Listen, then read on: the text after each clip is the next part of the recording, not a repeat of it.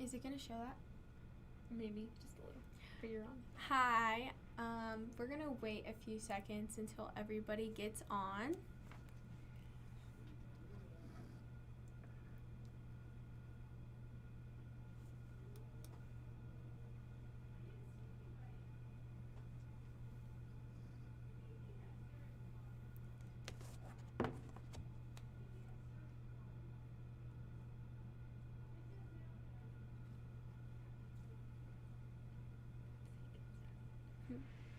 Okay, well, we're just gonna get started. I am Trina. I'm a student with GC3 Media here at the college, and with us today we have a guest speaker, Jody McClure. She is the owner of Life Core and an author to a book called Mud Puddles: Path to Peace. Hello, Trina. Thank you so much for allowing me to come on and visit with you guys. So I'm looking forward to it.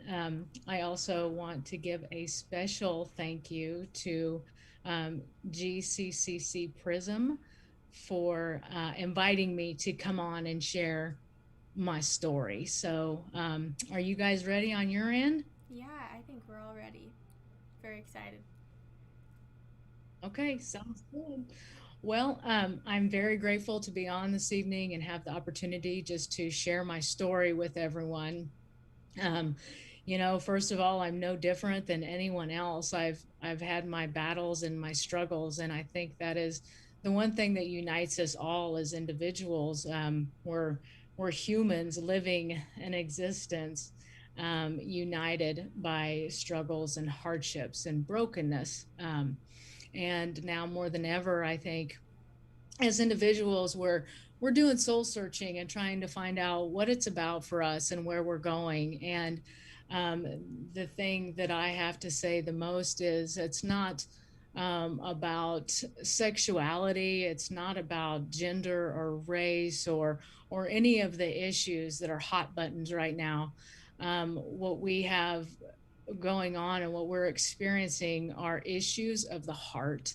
And I think that's what needs to be spoken into most. And I'm hoping that with my story, as I share and open up and expose some of the vulnerability that I've experienced in my life, that it brings compassion and some beauty to brokenness, and that it can bring some hope to everyone because we're all no different.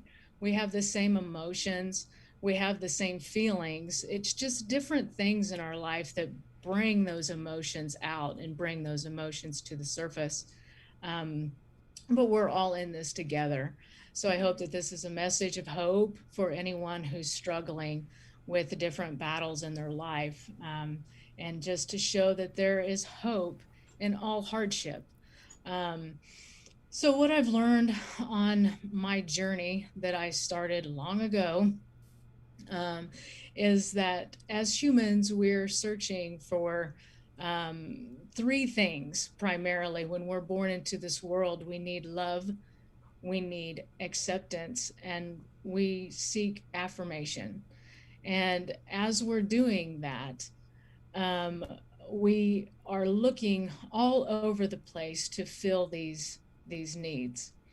And so as we grow in our families, we're constantly searching for these elements to be filled up inside of us. And my story really begins just like nobody different in the Midwest. It seems like we all have, our own families that we come from, and it's a very typical Midwestern family that I call my family in love. And I was raised in the country with horses. The youngest of three, and out in the country doing our thing. My family, they loved me dearly, and I knew that. My parents protected me and kept me safe and provided those things for me to feel love in the home with, the security of all of the blankets of a little country home. And so it was no different than a lot of other families in our area. And my journey just begins of being that little country girl in school and things like that, just doing my thing. And in high school, um, I was really just focused on school and academics, my sports, and things like that. And Mm. my friends were starting to date. You should be dating too, Jody. And I just did not care to really do that. I don't know what the deal was, but I just could have cared less about the whole thing. But, the peer pressure started. And I was like, all right, well, there was this boy and he started asking me out. And I thought, man, I don't want to do this. I don't know why I have to, but I guess I will. Fit the mold. We have a certain way of our culture molds us into different things and shapes us and gives us a mindset that we should try to fit into. And I thought, okay, well, this boy seems pretty nice, so I guess I'll go out with him. And so I did that.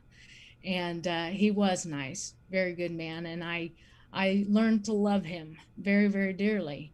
And we went all through high school together and went to college together. And then it was time for the pop the question and get married.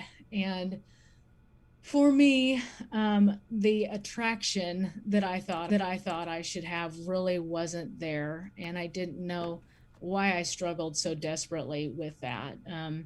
And friends would say, "Oh, and children, and you're gonna, how many kids do you want?" And I just started to think, I don't want children, and what is wrong with me? And it was this underlying sense that I was defective or broken some way, that I had a wonderful man who loved me and wanted to care for me, but yet I didn't want intimacy and I didn't want children. And so something must be wrong. And so I developed that thought pattern of defective and broken.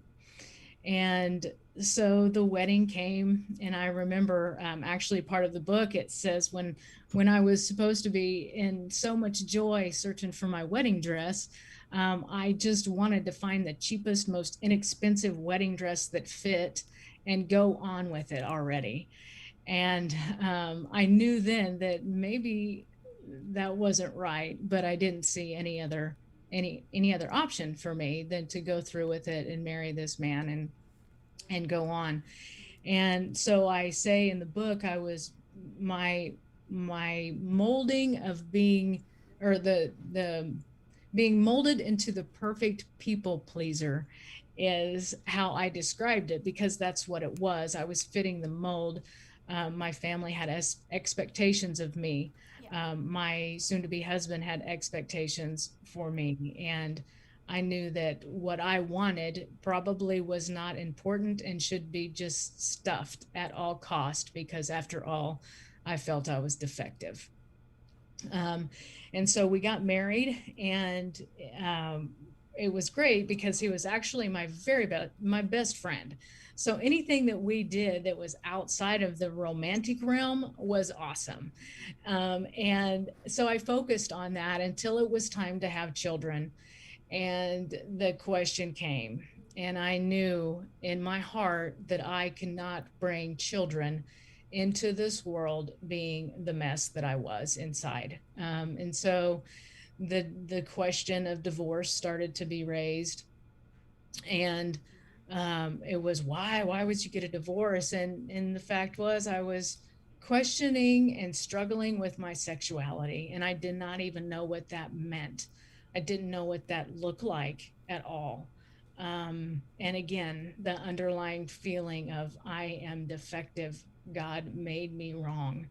And so the divorce questions came until finally he is the one that said, I want a divorce. And it was hard, hard, hard to accept that I was losing my best friend. And at the time, I was a financial planner for a company in Wichita, and I owned a pottery store in a nearby small town. And everything just started to crash in around me, and I didn't think I could breathe anymore. And plus, the questions of my sexuality was just looming to know relief of mine. It just got bigger and bigger until the divorce finally happened, and my family got wind of the question of my sexuality, and the worst came to worse. And for me, um, the words that were said and the behaviors that I describe in the book, I don't go into full detail of the hardship that was brought onto my family and myself because of this. But I do give a little bit of background in that there was a little bit of rage on my brother's part, yelling at me that I didn't even deserve my name if I was gay. And something is indeed wrong with me, that there is something wrong with my frontal lobe, is actually what was told to me, that I don't have the ability to reason anymore, and multiple other things, that I would never be successful in our town if people knew that I was gay or a lesbian. That's kind of the way my family told me, and they began to read the Bible verses that are commonly known as the clobber verses in the Bible. And there's about 8 of them that talk about homosexuality and the implications of that as far as the biblical realm is concerned. And so with all of this on top of me, it got so bad one night that my brother came at me with outstretched hands, is how I describe it in the book. But he was going to grab me, and he did. And he was just going to, I guess the proverbial knock some sense into someone is what happened. And in an attempt to escape, I got in my vehicle and took off, and he got in his vehicle and took off behind me.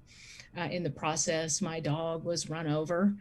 And it was just a horrific time that I couldn't understand why it was happening.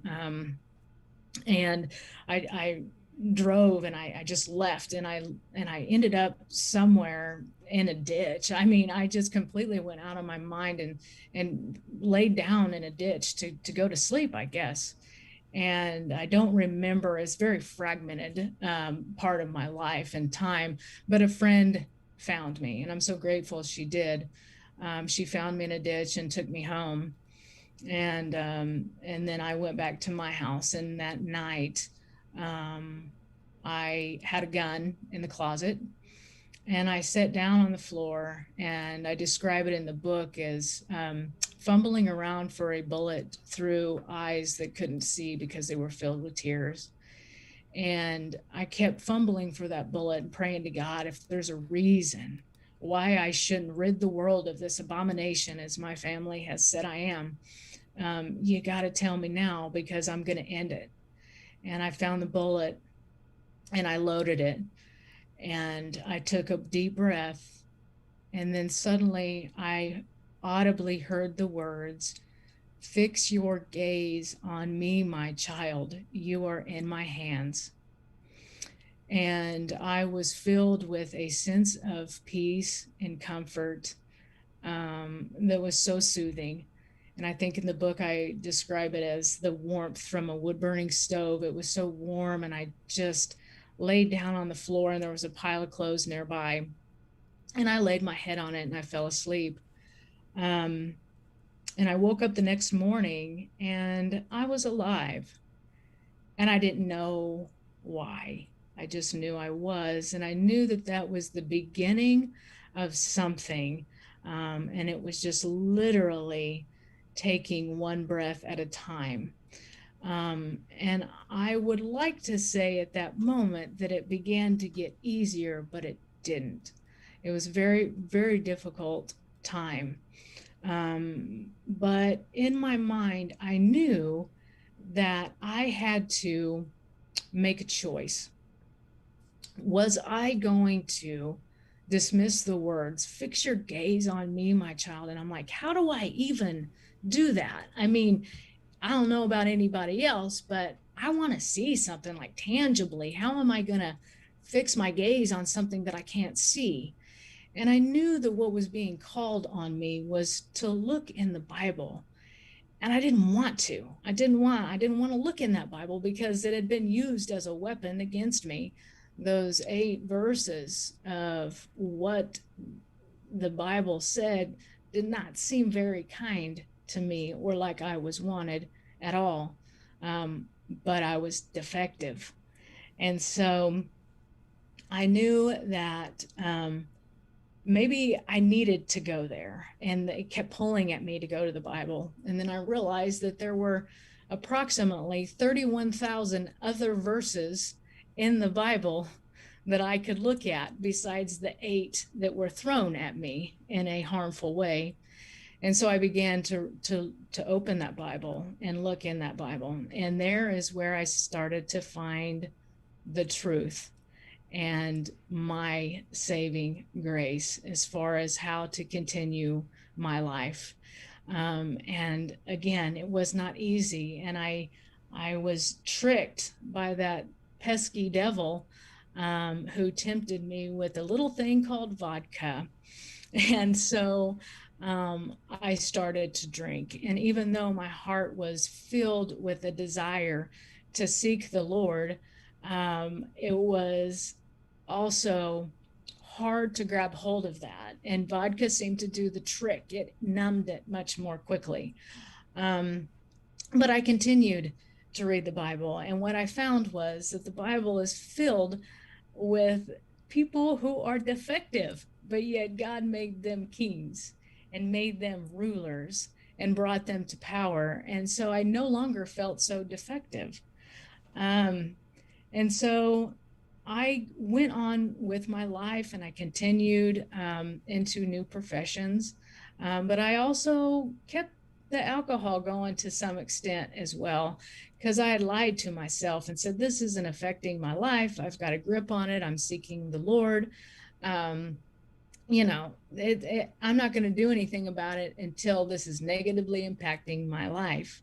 Well, the thing about it is the alcohol was a coping mechanism, because what I have found is we form our identities in this world based on one of 3 things: what we say and do as individuals, or by what other people do and say to us or have done to us, or by what God has done for us and what God says about us.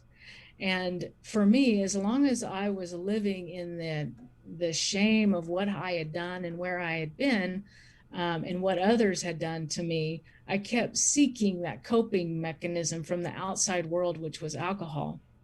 For me, it could be a multitude of other things that people could grab onto to use to cope. But when I finally realized that I wanted to fix my identity on something outside of sexuality, outside of something different than alcohol and all of that, I became aware that there was another way, and it was the way of self-love. And so I started on the journey of trying to get the self-love going in my heart for myself. But as God has always done in my life, and what the book is about, is all of the ups and downs that my life took. It was just a roller coaster, for which that's how life is. It takes all of these different ups and downs. But the Lord moves very swiftly in my life when he's trying to make a point. And he did it with the alcohol in my life. And you'll have to read the book to find out what happens. But that was removed from my life, and I drew strength, kick the alcohol, and then just keep seeking the identity in the Lord instead of other things. And that entails a lot of reprogramming what the world has done and what the world says we should do. But it took many years, and it's still something that is a process. And that is what I teach people as a life strategist, is it's a never ending process of learning and discovering yourself. But true Authenticity comes when you're able to achieve self-love, self-acceptance, and affirmation between you and your creator. And I believe for me, it was at that realization that I found my authenticity, when I found the love within that I needed, that I could really pursue my purpose. And as you embrace your own self love and acceptance and affirmation, you no longer seek the coping mechanisms of the outside world, the alcohol, the relationships, food, whatever it may be, that it's all within you. And honestly, I can even say up until now, it's a never ending process of refining that and keeping that self love, because the world wants to take it away. Um, and so as I grabbed on to my purpose, it was easier to say no to alcohol, and start to see where my life was going. And my earliest recollection was in third grade. There was a little gal who came to our school, and she popped up just in the middle of school. And it was weird in a small town to have this kid like show up right in the middle of semester. And she was so sad. And I remember on the playground, she didn't want to go out, and one day she didn't go out, and for no reason other than to make her feel comfortable and compassion. And so she didn't feel alone. I stayed in at recess with her, and I knew that that's where my heart was going. And then that is where Life Core has always been in the back of my mind for the last 10 years of building the company that could provide hope and purpose for people to keep going through their struggles. But it's finding the authenticity, which entails the self love and self acceptance and affirmation in yourself. So that's basically the story that I have to share. There's so much more to it, and there's so many different directions that I could go with it. But I think now more than ever, like I said, people are searching for a new way. And when you're able to say, I'm at the end of myself, and I can't do this any longer, for me, it's finding the belief, is what I did. I found the belief that I could do it differently. And I had the desire and the want to, because I was at the end and could no longer do it. And so anybody can do this, and anybody can find the peace. And it is a process. And like I said, clear up until 2020, the devil in our lives will work non-stop to bring someone out of a comfortable place and try to crack them. And I'm no different. 2020 did it for me. The same devil was just wearing a different suit, and he tricked me and he got me. And so I had to find self-compassion at that point to get myself through some of the mindsets that started to creep back in that are destructive, to reprogram the brain.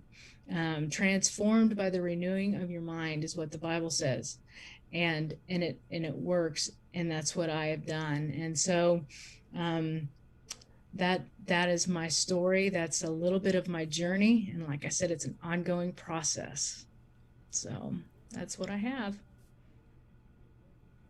So, to anyone watching, we'd like to open the floor to questions, so you could comment on the live.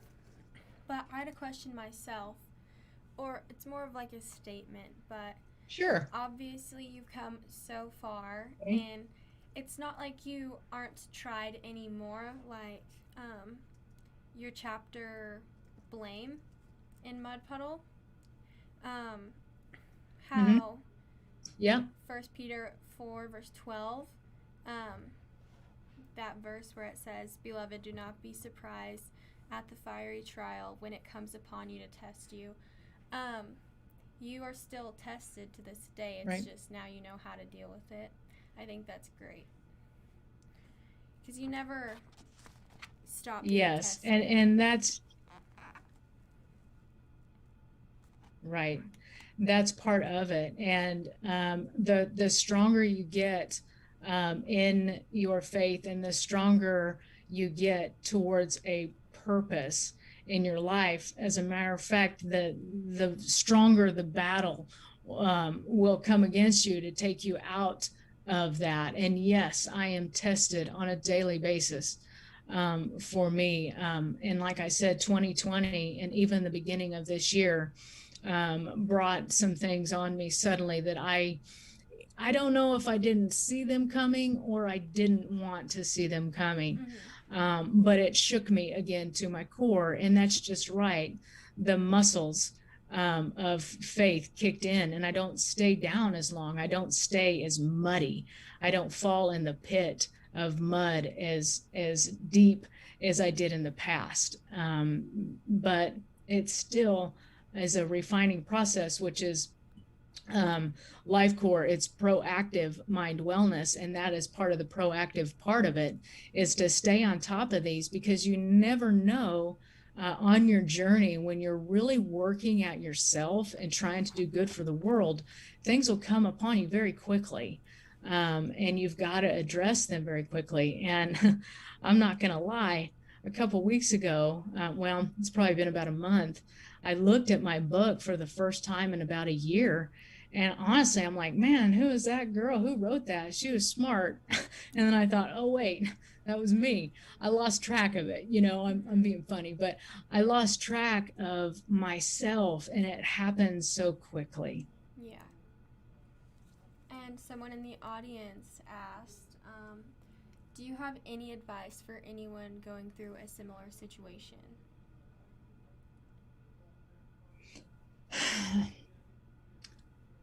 To breathe and realize that these are just momentary situations.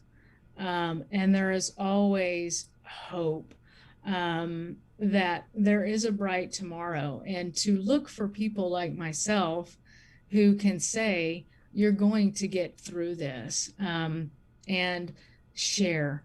One thing I've learned is that a problem shared is a problem cut in half. So it's kind of a silly thing to say, but a problem shared is a problem cut in half.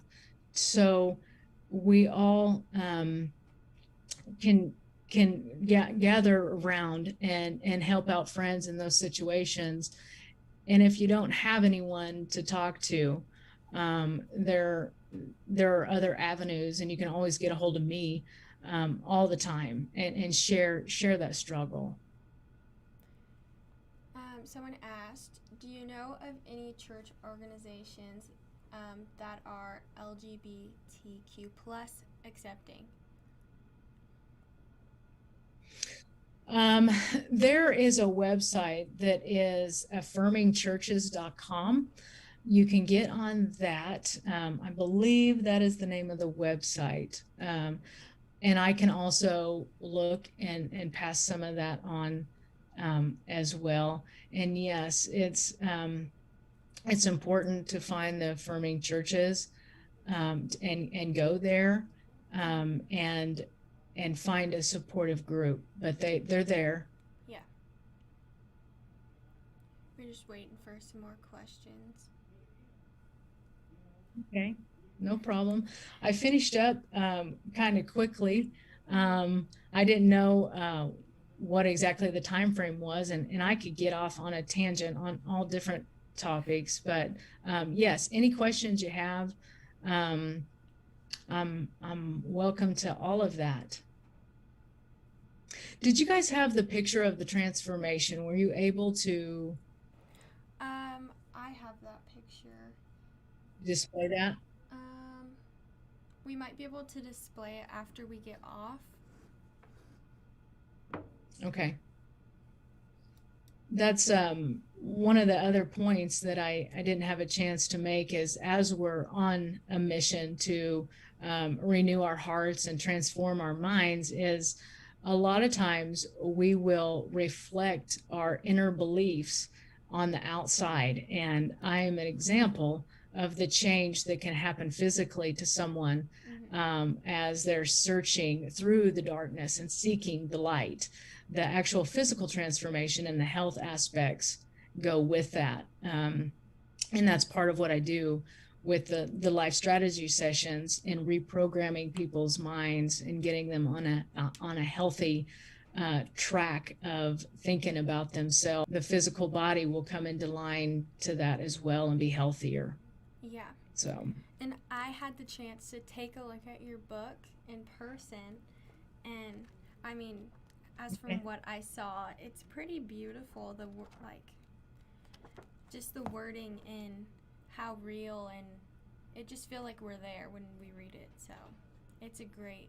Well, I just started it, so but it seems great.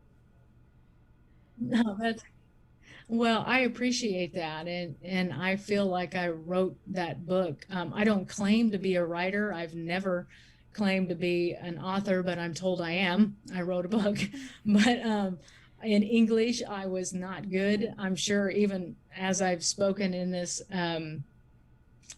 session that you can tell my grammar is not the best, or my language, my speech. But I wrote that book through prayer and, really wanting to be a light for what the Lord has in the message.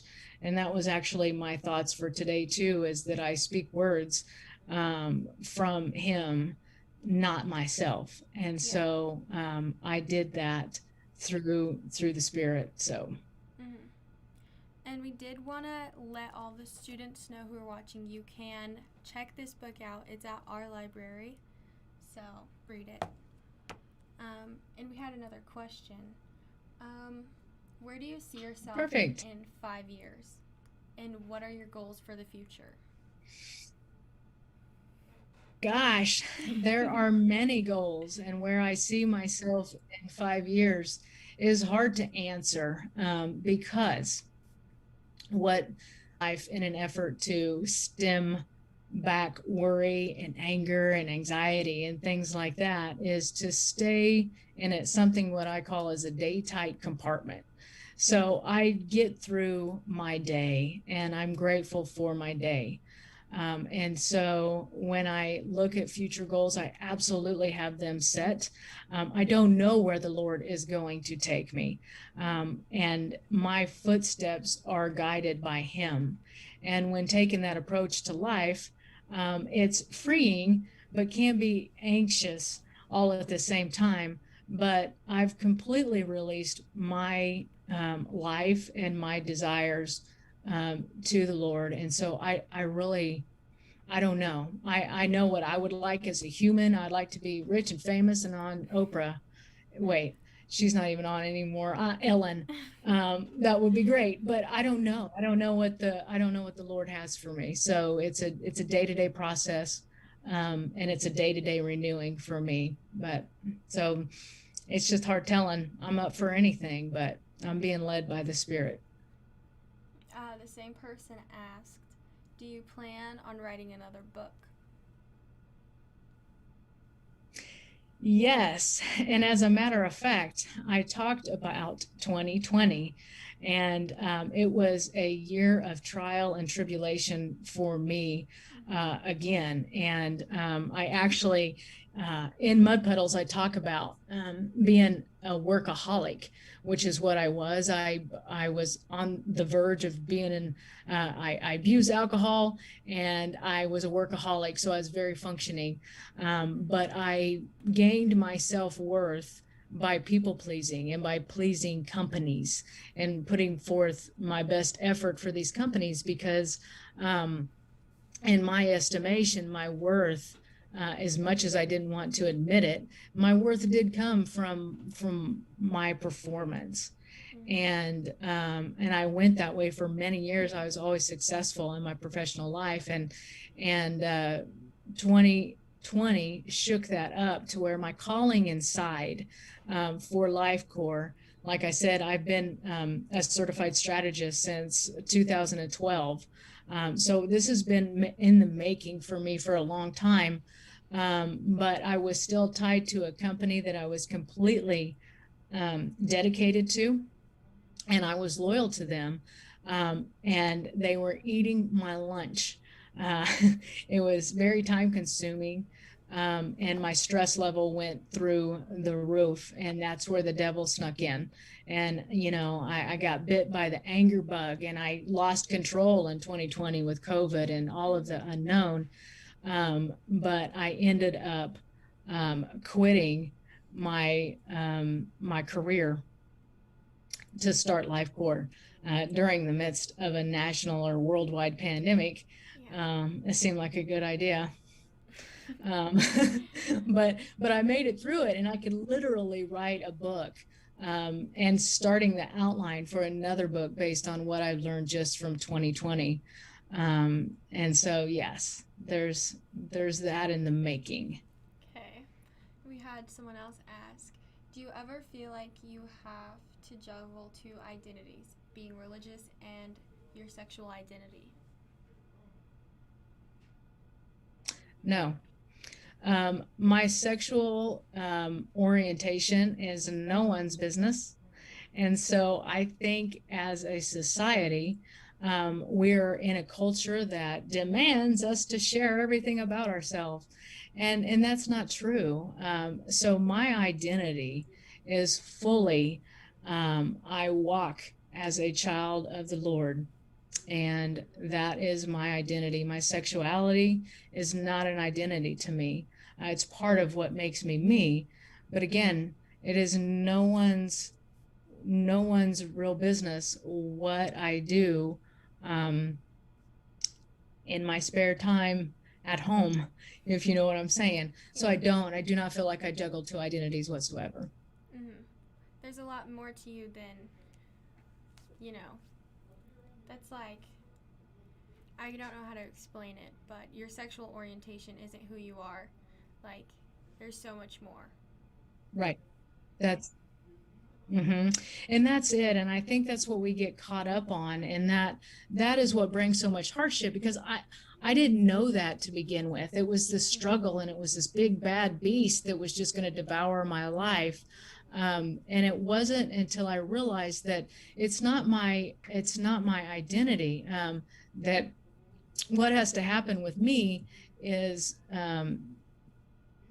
self-respect first and foremost, and to walk in self-respect, and um, not allow the world's perception of what I should be doing affect me. And it wasn't easy. That's just it. There are no golden answers to all of this. And so Waiting on questions. Did you have anything else you wanted to talk about? We can say a quick thanks to PRISM for having us.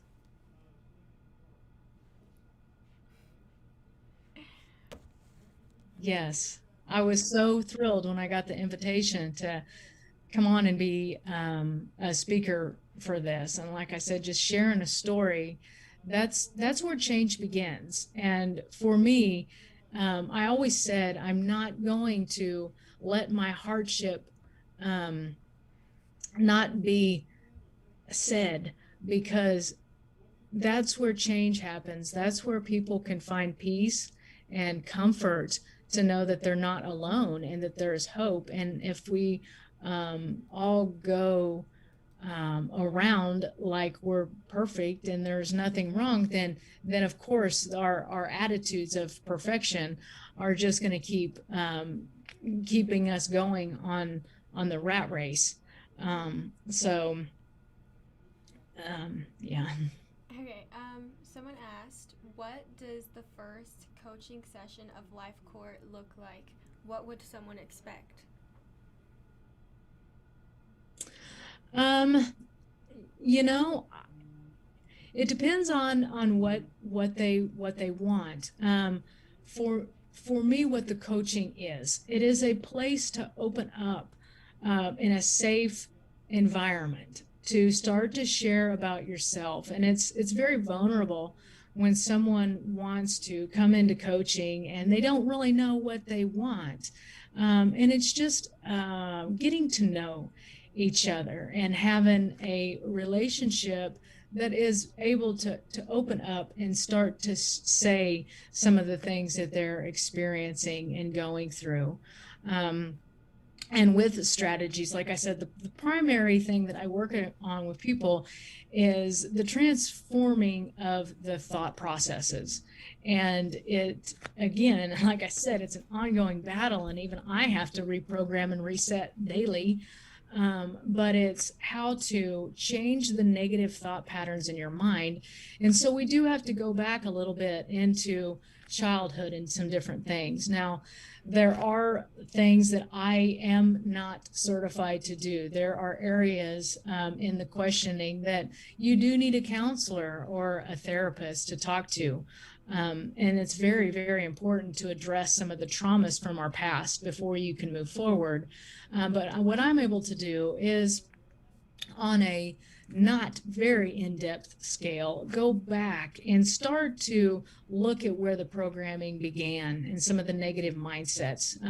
Like one of my mindsets was, when is the other shoe going to drop? Good happened for some reason because I was defective. It was hard to reprogram that the other shoe is going to drop. This is too good. This is too, like, I don't deserve this. I'm a people pleaser.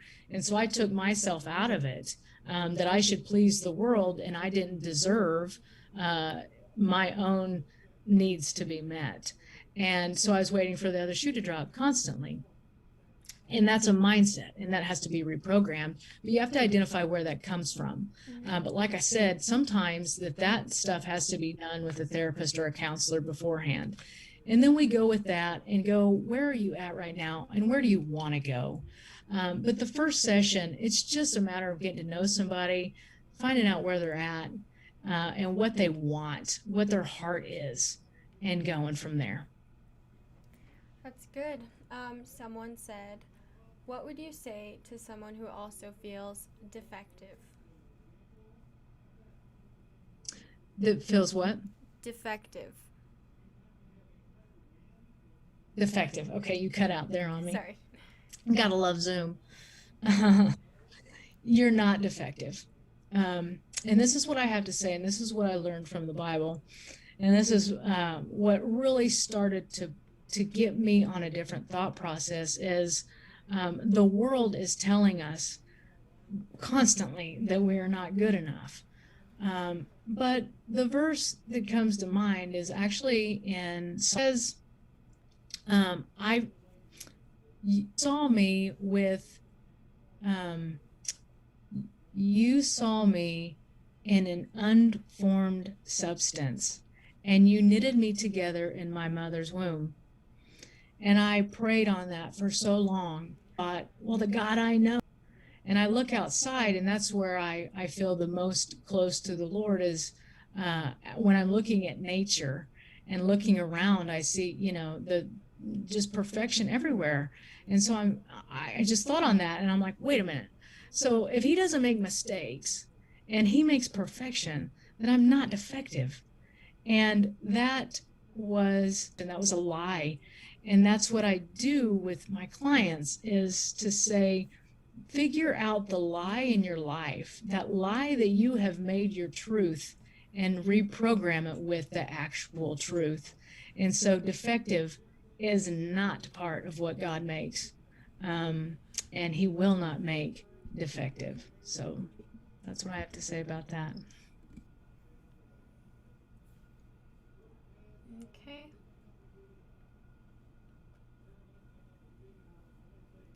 We're still waiting on some more questions, but Okay. if you're still watching, feel free to ask anything. But we will probably get off by 7. Okay, sounds good. I'm sure a lot of people in 2020 were taken off their kilters a little bit, like I was. And so my advice to people when they're looking at this world that seems to be completely out of control is that there is a reason for all of the chaos. And that maybe, just maybe, it's a call for us to all start to go within and look at our heart and examine the motives of our heart and where we're at with our life, and realize that there's more going on in this world than what we see. And that's what I had to do with transforming my mind and the way I thought about myself, was realizing that there's more that meets the eye and there's so much in the unseen world, and it's to start to put faith in that. And it's a real process, to do that, because again, it's really hard to put your faith in something you don't see. Yeah. But 2020, even someone as far along in my spiritual journey as I was, still got knocked almost over last year with my struggles and what all of the stress did. So just a call to people to realize that there's more going on than what meets the eye. Okay. I think this will be our last question from the audience. This person asked, Okay. who is All your right. hero, or who do you look up to?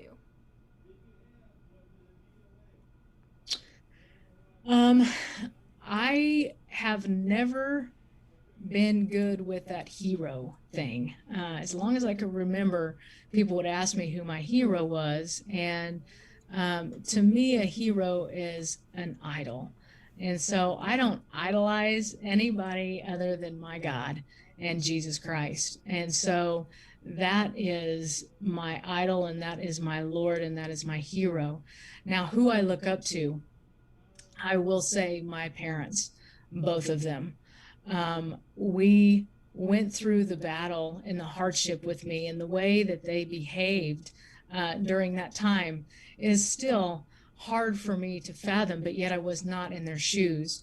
And like I talk in the book about forgiveness, is I had to put myself in my family's shoes and realize that their motive was really based in love for me, and it was out of a misunderstanding, and not being educated on the topic of sexuality and things like that, but they were trying to protect me. And they have a way of always coming back around and bringing the family back together no matter what. My parents have been married for almost 50 years, and I look up to them and the values that they have given me, even outside of that. Take that struggle out of it. The knowledge that they have given me is amazing, and I'm very blessed that I have them. So I look up to both of them. Yeah, that's great. All right, well, Thank you. this is it. Thanks for joining us. And don't Thank you. forget, This has been great, and I really appreciate it. students can check out Jody Library. All right. Great. Thank you. I do have a link to purchase the book if anybody wants to, that maybe we could put on Facebook, and it's a square link that anybody who's out there listening wants to buy it, or go to LifeCore, and there's an email address there. You can email me, and I'm happy to send that link to anyone who would like to purchase that. Perfect. All right. Thank you so much, Jody. Okay, well, you did great. Thanks. You're welcome. I appreciate it. Thank you to everybody. All right. We'll go ahead